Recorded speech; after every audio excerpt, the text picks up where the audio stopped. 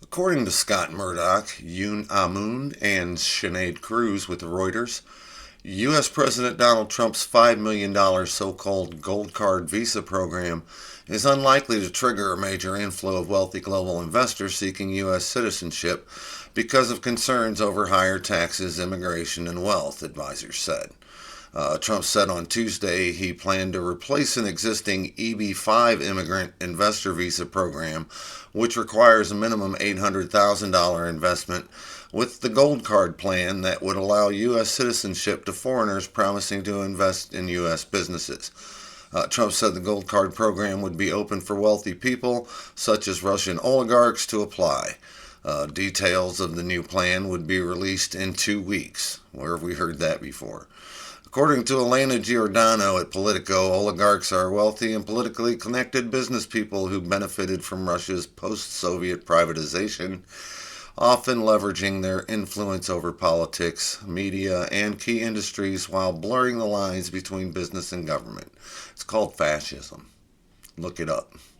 In the last speech from the Oval Office in January, former President Joe Biden warned of a rising ultra-wealthy oligarchy in America, posing threat to the country's democracy, and urged U.S. citizens to defend institutions against powerful forces.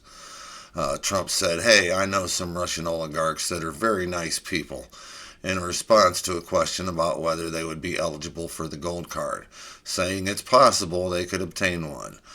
Trump joked, "They are not as wealthy as they used to be. I think they can afford $5 million." This is the absolute antithesis of everything I was taught America stood for. It's insulting and enraging because it's so anti-American. The New Colossus is a sonnet by American poet Emma Lazarus. She wrote the poem in 1883 to raise money for the construction of a pedestal for the Statue of Liberty. And in 1903, the poem was cast onto a bronze plaque and mounted inside the pedestal's lower level. Not like the brazen giant of Greek fame, with conquering limbs astride from land to land, here at our sea-washed sunset gates shall stand a mighty woman with a torch, whose flame is imprisoned lightning, and her name Mother of Exiles. From her beacon hand glows worldwide welcome, her mild eyes command the air-bridged harbor that Twin Cities frame. Keep ancient lands, your storied pomp, cries she with silent lips. Give me your tired, your poor, your huddled masses, yearning to breathe free, the wretched refuse of your teeming shore. Send these, the homeless, tempest-tossed to me. I lift my lamp beside the golden door. I got some truth to tell. Let's do this. The following moments may contain explicit language. Viewer discretion is advised.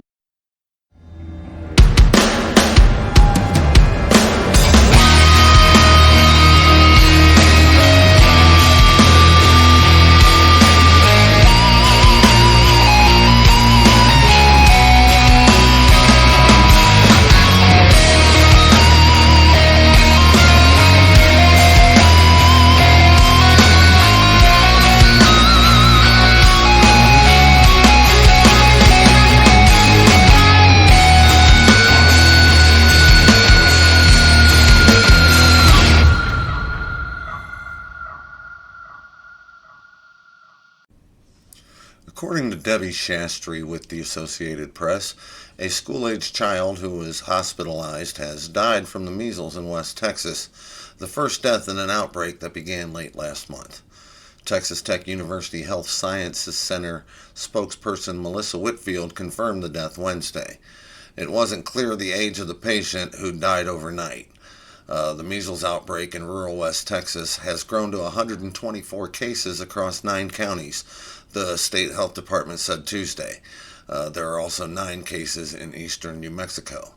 The outbreak is largely spreading in the Mennonite community, in an area where small towns are separated by vast stretches of oil rig dotted open land but connected due to people traveling between towns for work, church, grocery shopping, and other day-to-day errands. Gaines County, which has 80 cases, has one of the highest rates in Texas of school-aged children who opt out of at least one required vaccine, with nearly 14% of K through 12 children in the 2023-24 school year. According to Erica Edwards of NBC News, this is the first measles death to be reported in the U.S. since 2015, when a Washington woman died. Health officials at the time said she'd likely been exposed at a clinic in a rural part of the state that was experiencing an outbreak. Measles was considered eliminated in the United States in 2000 because of widespread use of measles, mumps, rubella vaccine (MMR), according to the Centers for Disease Control and Prevention. 2 doses of the shots are 97% effective in preventing this disease. According to Dr. Ron Cook of Texas Tech University in an interview on PBS News, if you walk into a room and you have measles, 80 to 90% of those individuals within a week will come down with measles.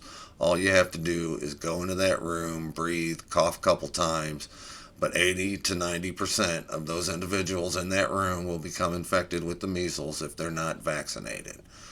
And I can't stop thinking about this poor little Amish boy. I mean, they sacrifice so much and work so hard to be such devout followers of the Lord. You'd think he would be looking out for poor children like this, because the people responsible for them won't.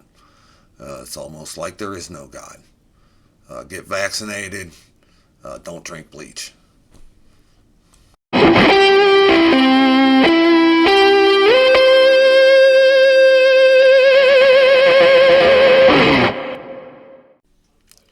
According to David Morgan with Reuters, the Republican-controlled U.S. House of Representatives advanced President Trump's tax cut and border security agenda late Tuesday, delivering a major boost to his 2025 priorities. The framework measure passed 217-215 with Representative Thomas Massie, a prominent fiscal hawk, as lone Republican voting in opposition and no Democrat supporting the controversial measure. One Democrat did not vote. The final vote came after Johnson and number 2 House Republican Steve Scalise spent hours persuading holdouts to back the move. Mike Johnson told reporters after the vote, "We have a lot of hard work ahead of us, but we are going to deliver the America First agenda." The measure's passage followed an unusual series of maneuvers in which Johnson canceled a vote on the bill because it lacked the votes for passage, but then promptly reversed course 13 minutes later. 3 Republican hardliners, initially seen as firm no votes, Tim Burchett, Victoria Spartz, and Warren Davidson, wound up voting for the measure in the end. Both leaders said Trump himself had been contacting reluctant members about the need to advance the $4.5 trillion tax cut plan, which would also fund the deportation of migrants living in the U.S. illegally, tighten border security, energy deregulation, and military spending. Doubts about House Republican unity prompted Senate Republicans to enact their own budget resolution as a Plan B ploy last week, a $340 billion measure that covers Trump's border, defense, and energy priorities, but leaves the thornier issue of tax policy for later in the year.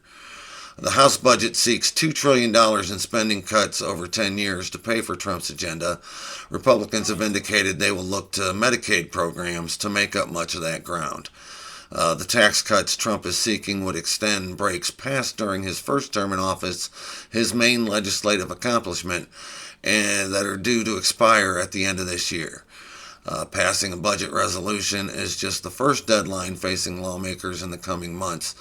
Lawmakers also need to enact fiscal 2025 spending legislation to keep federal agencies operating after the current funding expires on March 14th.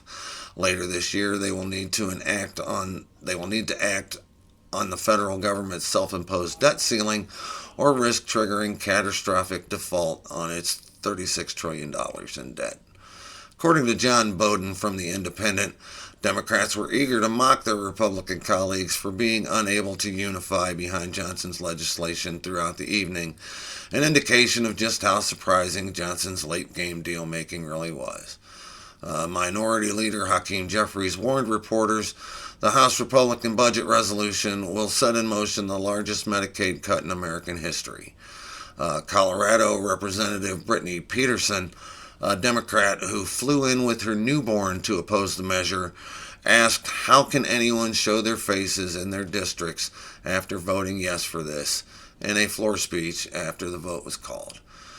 Congressman Maxwell Frost, a Democrat from Florida, added some moderate Republicans flipped and ended up supporting this evil budget resolution.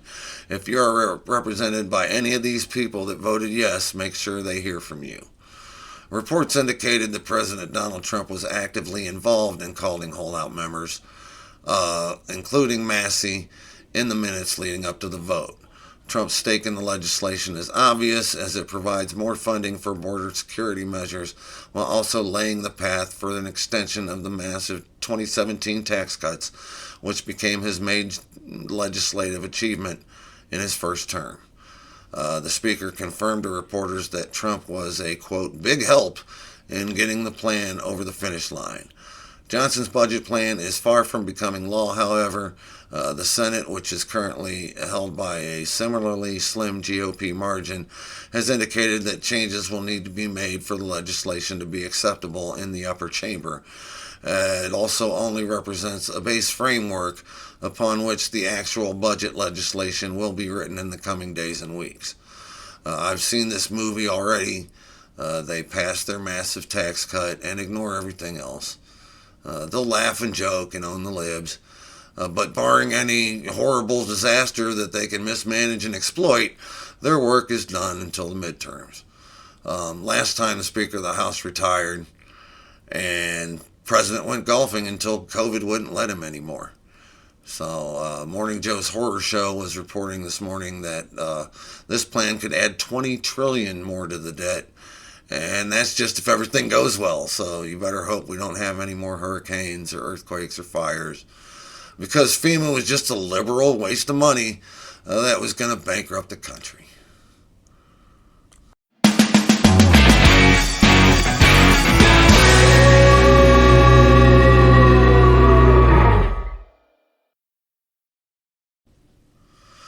According to CBS News, Ukraine and the U.S. have reached an agreement on a framework for a broad economic deal that would include access to Ukraine's mineral resources, three senior Ukrainian officials said Tuesday. The officials, who were familiar with the matter, spoke on the condition of anonymity because they were not authorized to speak publicly. One of them said that Kyiv hopes that signing the agreement will ensure the continued flow of U.S. military support that Ukraine urgently needs. The agreement could be signed as early as Friday, and plans are being drawn up for Ukrainian President Volodymyr Zelensky to travel to Washington to meet President Trump, according to one of the Ukrainian officials. Another official said the agreement would provide an opportunity for Zelensky and Mr. Trump to discuss continued military aid to Ukraine, which is why Kyiv is eager to finalize the deal. Mr. Trump, speaking to reporters in the Oval Office, said he'd heard that Zelensky was coming and added that it's okay with me if he'd like to, and he would like to sign it together with me. Mr. Trump called it a very big deal, adding that it could be worth $1 trillion. So, that's bullshit. It's the same bullshit extortion that got this motherfucker impeached once. The only difference is Zelensky is forced to capitulate this time because there will not be any accountability. No one is coming to save us. The bottom line is that Ukraine hasn't taken anything that we didn't owe them in the first place. On December 5th, 1994, Russia, Ukraine, the United Kingdom, and the United States signed UN Memorandum 52241. According to Section 4, the Russian Federation the United Kingdom of Great Britain and Northern Ireland, and the United States of America reaffirm their commitment to seek immediate United Nations Security Council action to provide assistance to Ukraine as a non-nuclear weapon state, party to the Treaty on the Non-Proliferation of Nuclear Weapons, if Ukraine should become a victim of an act of aggression or an object of the threat of aggression in which nuclear weapons are used. So Ukraine is the victim of an act of aggression and under the threat of nuclear aggression. We owe them our unconditional support. Fuck your feelings. If you speak the truth, you're always right. Do svidaniya.